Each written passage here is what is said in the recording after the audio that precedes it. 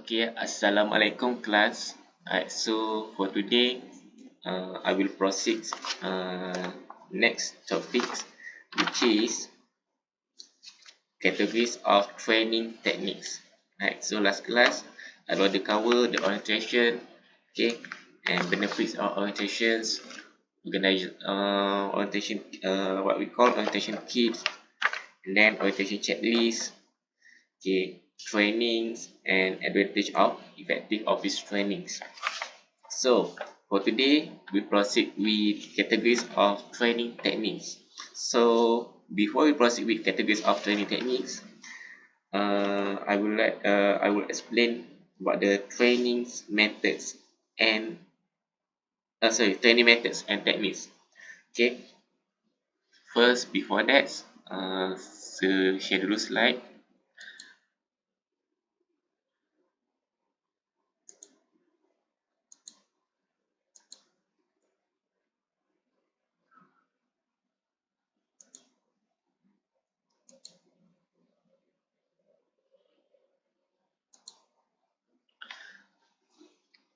Alright, training methods and techniques. Okay, first, factors to be considered when selecting appropriate techniques.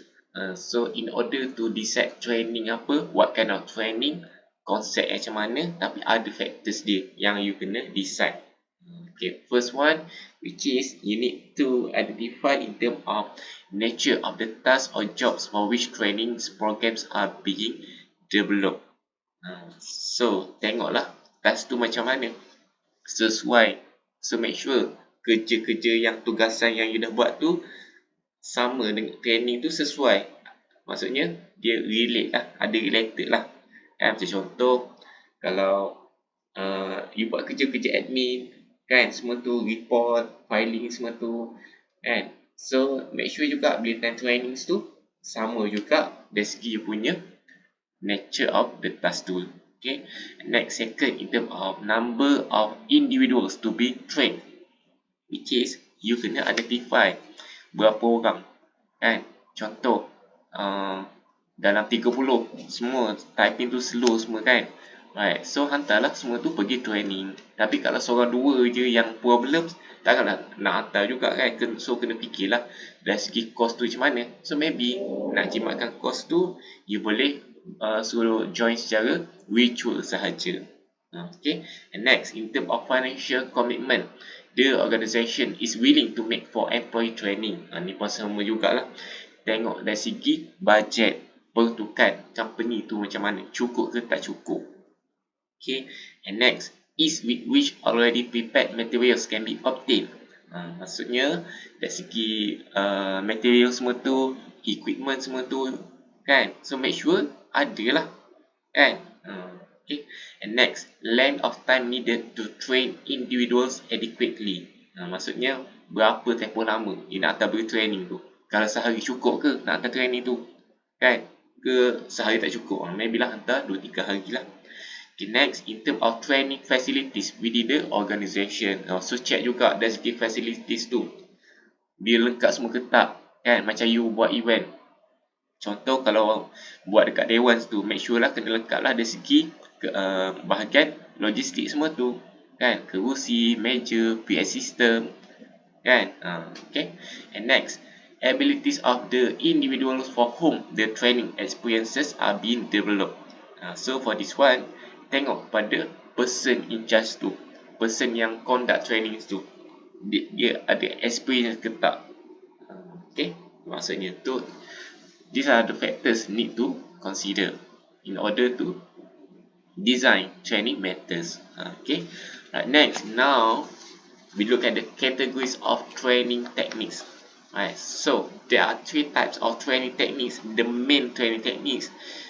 First one, in terms of information distribution training techniques, simulation training, and then third, on the job trainings. So ada 3 ni, ada banyak lagi. Right, first kita tengok satu-satu dulu. Okay, first we look at the information distribution training techniques. So, category of training techniques in which material is presented to trainees without their needing practice. Maksudnya you bagi trainings tu, dia tak semestinya dia follow sekali. Kan, sometimes dia just tengok saja. Contoh macam demonstration ke apa ke. Okay, so first one, we look at the lecture method. So what is lecture method? So lecture method is allows the presentations of a large amount of information to a number of people in a short time. Ni pun sama jugalah. Lecture method macam yang selalu ajar dalam kelas tu lah. Lecturing macam tu. So you invite semua ramai and then you explain je, ajar je macam biasa. Senang nak jimatkan masa. Okay. Next, in term of apa? Does not allow for individual differences. Maksudnya tak akan ada bias lah. Kan? So sama rata sahaja. Tak adalah fokus yang ni saja, fokus yang tu saja ke apa. Okay. Next, in term of conference method. So this training is about you need to train employees in small groups headed by the conference leader, and then learner plays an active role in the process. So means that for this one, dia lebih pada macam discussions lah, kan? Conference method discussion. So let's say lah, you ada HQ, kan? So HQ ni akan panggil setiap branch, kan? Tak kisah any state, kan? Selangor ke, Melaka ke, kan? So setiap-tiap cawangan ni akan turun lah dekat HQ punya. Contoh turun dekat KL and then discuss the issues. Tanya dekat apa tu, you share balik you punya performance dekat setiap cawangan you. Kan, contoh sebab apa you punya sales tu slow sangat, cawangan lain ni okey je, sales tinggi. So itulah purpose conference method, sama-sama akan share ideas. Okay, right. Next, in term of program instruction, okay, which is you need to present materials to learner in two formats, either textbook or teaching machine. So for this one, program instructions ni more tu kepada like tutorial. Dia lebih kepada macam tutorial. Contohlah, let's say lah dekat company tu you install new system, kan? So bila install new system ni, you pun tak familiar lagi macam mana nak guna, kan? Macam contoh masa zaman PKP sebelum ni, semua tak familiar dengan Google Meet lah apa semua, kan? So akan ada lah instruction, bagi tutorial macam mana step by step, macam mana nak join, macam mana nak share screen. So konsep macam tu. So you follow je step by step. Okay, macam you belajar ni lah kelas apa tu, document processing, kan? Konsep sama juga, kan? So you kena follow instruction tu, kan? Kalau you tak follow, you terlepas lah. Okay, so sama. Right, okay, next, in term of closed circuit televisions. Okay, so for this one, enables an organization to develop its own videotapes of various procedures, processes or methods. So means that, macam contoh let's say lah, dia dah provide TV, kan? So dalam pada TV tu, dia dah inform sekali apa proses, apa procedures dia, kan? Contoh dia akan lebih macam close up lah procedures. Okay, so konsep macam you tengok TV lah, kan? So tengok tutorial dari situ macam mana, kan? Macam you tengok dekat ni lah dalam TV apa tu, iklan GoShop, kan? You pun tengok tutorial macam mana dia guna peralatan tu, kan? And then bila you tengok tu, you pun berminat tu, submit order. So konsep macam tu lah. Okay. Okay, next, motion pictures and slide presentation. So you need to use motion pictures and slide presentations in the training process. So ni pun sama jugalah, macam sama konsep you present dalam kelas, kan? So time presentations tu ada pictures, ada gambar, kan? Right? So dah perform that pictures tu as evidence lah, barulah your audience tu faham apa yang you nak sampaikan, right? Okay, next, in term of distance learning, which is a new training techniques where the trainer and trainees may be separated from one another by distance. Okay, so distance macam mana ni kategori ni? So means that the trainees will see the trainer's motion on a television screen. So konsep macam mana tu? Konsepnya maksud kat sini, contoh trainees tu dia tengok je daripada jauh kan. Contohlah you buat kerja daripada UiTM Pahang, and then UiTM Shah Alam tu monitor, dia tengok you buat tu macam mana, dia tengok macam mana. Maybe lah daripada CCTV ke kan, maybe lah daripada Google Meet ke kan, let's say lah you buat live ke, so dia still boleh monitor kan. Contohlah let's say lah you buat demo tu tiba-tiba salah ke apa, so dia boleh tegur kan. Contohlah kalau you buat live masa tu, so bila you buat live tu, so dia akan komen lah macam mana, ni salah ni, tak boleh macam ni, tak patut macam ni, salah. Okay, right. Okay, next, last one under information distribution techniques, which is college level refresher courses, which is training method in which the trainee is enrolled in a college course to gain the job related knowledge he or she needs. So for this one, means that you lebih kepada apa, you hantar your trainer tu pergi dekat course lah, right. So masuk dekat course ni, join course any university ke apa-apa, right. So after that, once you dah balik pada trainings tu, dia akan share balik dekat your colleague semua tu. Okay, sekejap saya nak share apa ni problem sikit. Okay, hi.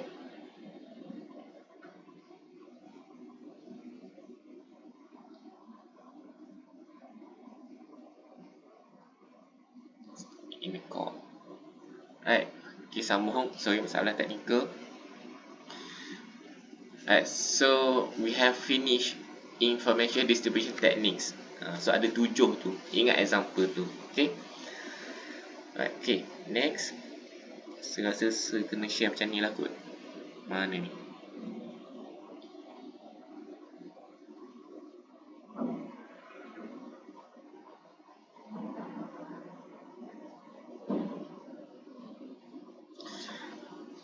Okay, next one. Simulation training techniques.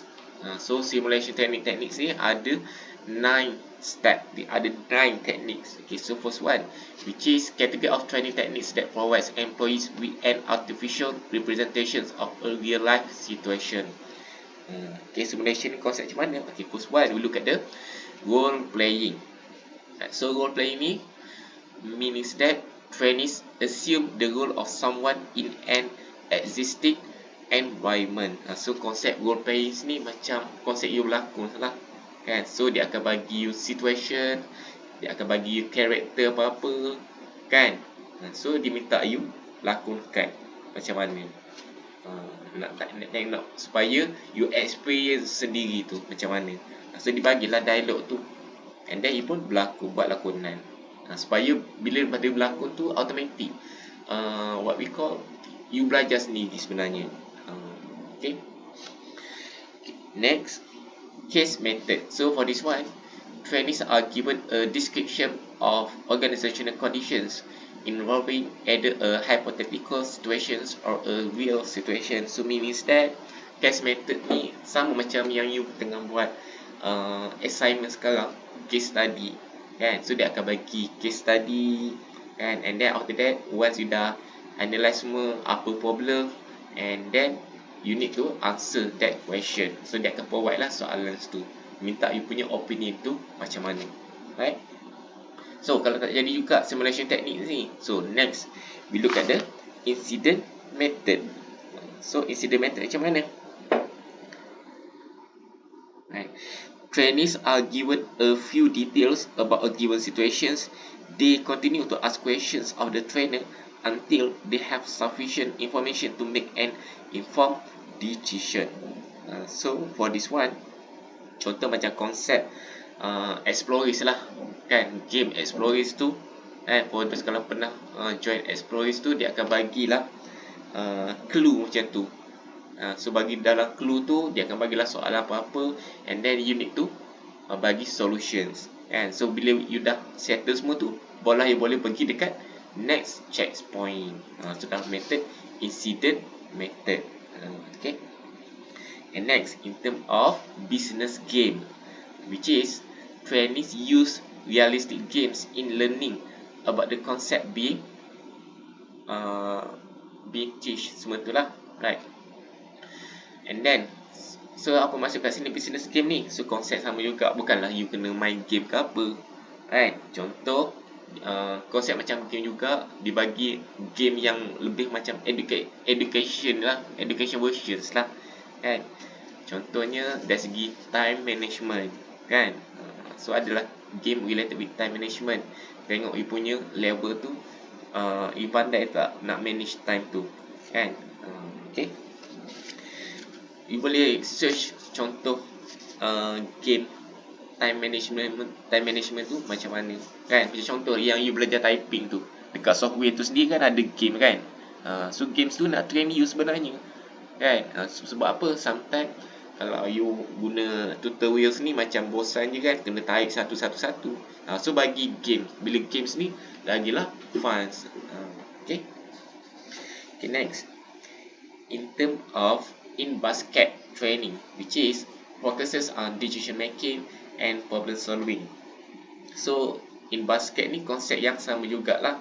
So dia akan bagi dalam bentuk basket ke apa, kan, macam baku lah, right? So and then after that you need to pick up, kan? Contohlah bayangkan dalam basket tu ada any balls. So balls tu ada dalam dia ada situation, kan? So after that you need to pick up any balls semua tu, pilih je secara random. And so let's say lah you dah ambil satu, and then you pun open, and then you pun baca soalan tu, kan? So bila baca soalan tu, diminta soalan apa, pasal apa, kan? Contohlah let's say lah time you dah buka soalan tu, dia tanya you how to improve employee motivations. So you pun bagilah cadangan. Okay, tu maksud dia, right? Okay, next, in terms of computer assisted training, which is a training process that involve the use of the computer. So dia pun sama jugalah, guna komputer lah, kan? So sometimes kalau bagi demo ni tak nampak, kan? So why not sambil buat tu, sambil dengar tu, sambil you buat. Okay, so dalam komputer tu adalah modul-modul yang you kena follow. Okay, and next, in terms of audio cassette trainings, which is involve the use of audio cassettes in training employees. So audio cassettes ni means that dia akan pasang kaset tu. Kaset tu bila pasang bukanlah keluar lagu ke apa, kan? So maksud kat sini pasang kaset tu, you dengar dulu macam mana, and then you identify dulu macam mana, and then after that dia akan tanya soalan, kan? Macam contoh konsep you jawab muek lah, kan? Okay, muek tu macam mana? Ada yang part audio, kan? Yang apa tu, listening tu, kan? So konsep sama, right? Okay, next, in terms of video training, video training pun tak ada masalah lah. Use one of the new media in presenting the training with the training experiences. So sometimes macam contoh, you nak invite trainer datang, kan? Tapi let's say lah dia tak boleh datang, but tapi dia akan share dia punya trainings tu through video saja, kan? So dia bagi share any links ke YouTube ke apa, and then pasang je, and then make sure semua orang boleh tengok. Okay, so apa advantage dia kalau video training ni? Ialah video training ni you boleh tengok banyak-banyak kali. Let's say lah you tak faham, so you boleh check video tu, right? Okay, next one, in terms of interactive video.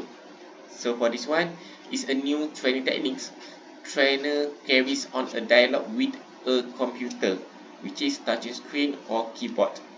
So interactive videos ni macam interaktif yang konsep di mana you tengok video tu, contohlah dekat slide tu, you boleh touch, sentuh macam tu.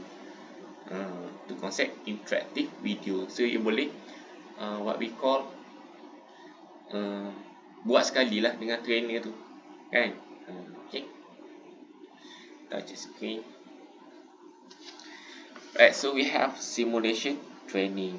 Okay, next, last one, in terms of on-the-job training techniques, which is category of training that puts employees into the actual job they will be performing. or one closely resembling the job they will be performing. Okay. So for this one, under on the job trainings ni, konsep employer-employee cooperative trainings. Okay, what is the employer-employee cooperative training? Which is combines in classroom instruction with on-the-job instruction. So maksudnya employer and employees, bos dan staff ni dia join sekali pergi training. So tak kisahlah mana-mana tu, contohlah kalau konsep team building ke apa, kan training ni banyak method dia. Macam saya cakap tu lah, bukan you learn something, sometimes nak improve lagi dari segi you punya relationship tu, kan, between employers dengan employees, kan. Contohlah let's say lah macam buat konsep family days, kan. So family days tu aktiviti untuk eratkanlah hubungan sama-sama you tu, kan, nak close the gap tu. Okay, right. Next, in term of on the job coaching, which is trainee supervisors become the trainer. So for this one, you punya boss tu akan jadi sebagai trainer. Trainer macam mana? Sebab dia akan share balik dia punya experience tu, kan. Maybe lah time kerja ni tak sempat nak share ke apa-apa, yelah sebab masing-masing buat tugas yang masing-masing. So that's why lah buat training. So time training tu bos akan improve lah, akan tegur lah, kan. Macam sebelum ni you buat kerja kurang betul, kurang tepat, so dia akan improve sepatutnya apa nak kena buat. Okay, so you need to provide employees with clear defined objective and priority. So dia akan identify apa objektif dia, kan, apa yang you kena fokus yang mana satu, right? And then open up communication lines with the employee by asking open-ended question. So you need to remember, time you buat demo ke, you buat coaching tu, kena ada open-ended question, kan, kena ada two base of communication. So let's say lah your employees tu tak faham ke apa, so dia boleh tanya on the spot, right? And next, replace criticism with clarifications, explanation, encouragement, suggestions and discussion. Contohlah, let's say lah you punya employees tu buat kerja salah, jangan kritik apa, kan. So you jangan cakap salah ni, tak boleh cakap salah macam tu. Cakap sebenarnya bukan macam ni, sepatutnya kena buat macam ni. Macam tu, kena berlapik lah ayat tu. Okay, right. Next, job rotations, which is trainees learn new job processes by rotating through a variety of positions or experiences. Contoh job rotations ni, dia akan rotate you. Rotate macam mana?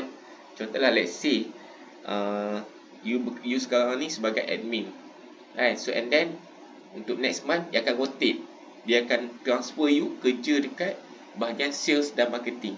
And then after that rotate lagi, akan transfer you dekat bahagian what we call just now sales and marketing, maybe in term of corporate ke, kan, okay, HR ke. So apa purpose dia? Purpose dia nak bagi you supaya you rasa tiap-tiap department tu kerja dia macam mana, apa bidang dia, kan. Maksudnya dia bukanlah you fokus kepada you punya tugas saja, so at least you tahu juga tugas-tugas you yang lain tu macam mana, right? Okay, maksudnya macam contoh subjek event lah, kan. Contohlah sekarang ni you sebagai biro makanan, kan. So and then saya akan buat job rotation. So meaning that you bukan biro makanan saja, you akan jadi biro protokol, you akan jadi biro pendaftaran, kan, biro multimedia, kan, supaya you tahu tiap-tiap peranan masing-masing tu macam mana dia buat kerja. Okay, maksudnya. Right, next, in terms of job instruction training, so for this one involve providing trainees with a series of training experiences about various aspects of their job task. So job instruction training ni pun sama juga, dibagi lebih kepada direction, bagi tutorial step by step. Alright, so first one apa yang nak kena buat, okay, next apa yang nak kena buat, kan. Macam you belajar ni lah yang tu ringkas semua tu, kan. So first apa macam mana, kan. Okay, alright. Okay, last one in terms of job in time training, which is provides employees with training experiences as they need them to perform their job task. So means that, contoh let's say lah, you baru belajar, then apply, kan? So maksudnya, contohlah you dah pergi training tu, kan, and then after that balik dari training tu, itu apply balik, kan, on the spot. Dah tengok you faham ke tak apa you punya training tu, kan. Yelah sebab dah spend banyak-banyak, kan, so at least you kena gain something lah, kan. So tu maksudnya. Okay.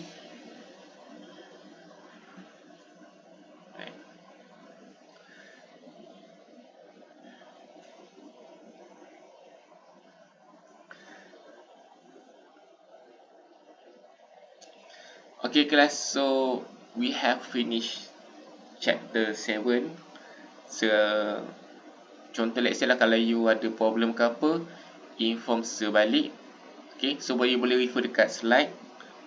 Okay, tadi ada macam what we call ada problem skip sebab tak keluar punya apa ni, ni presents ni, kan.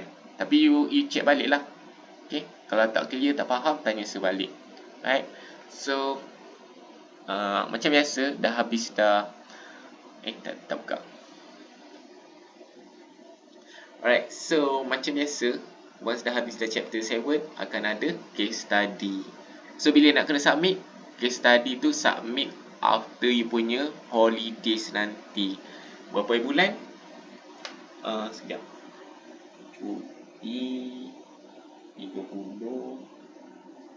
Okay, so you need to submit on Tuesday, 2 hari bulan 1 nanti, before 5 PM. Okay, boleh? Alright. So itu sajalah daripada Sir. Kalau tak faham, tanya Sir, WhatsApp balik. Alright.